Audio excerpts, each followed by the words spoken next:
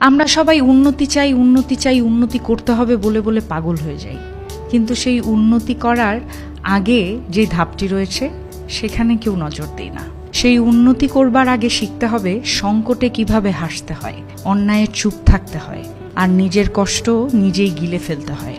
উন্নতির আগেই দরকার মানসিক পরিপক্কতা। উন্নতির স্বপ্ন সবাই দেখে, কিন্তু কজন জানে সেই পথটা কতটুকু কাঁটায় ভরা থাকে। জীবনে উন্নতি করতে চাইলে শুধু পরিশ্রম করলেই হয় না, আপনাকে শিখতে হবে সংকটে কিভাবে হাসতে হয়, ভালো থাকতে হয়। দুর্দিনে যারা মুখে হাসি ধরে রাখতে পারে তারাই সত্যিকারের মানসিক শক্তির পরিচয় দেয়।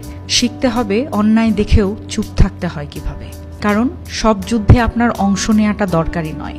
কিছু যুদ্ধ উপেক্ষাই শক্তি। প্রতিটি অপমান, প্রতিটি ব্যথা, প্রতিটি কষ্ট, এসব কিছু কাউকে না জানিয়ে নিজের ভেতরেই গিলে নিতে শিখতে হয়। কারণ উন্নতি কেবল ফলাফল নয়, এটা একটা কঠিন মানসিক যাত্রা, যেখানে আপনি বরাবর ভাঙবেন, আবার নিজেই নিজেকে গড়ে তুলবেন। তাই বলি, উন্নতি চাইলে আগে শিখতে হয় সহ্য করতে, নিজেকে নিয়ন্ত্রণ করতে, আর নীরবে শক্তি সঞ্চয় করতে। বিশ্বাস করুন, এই নীরবতাই একদিন আপনার সবচেয়ে জোরালো আওয়াজ হবে।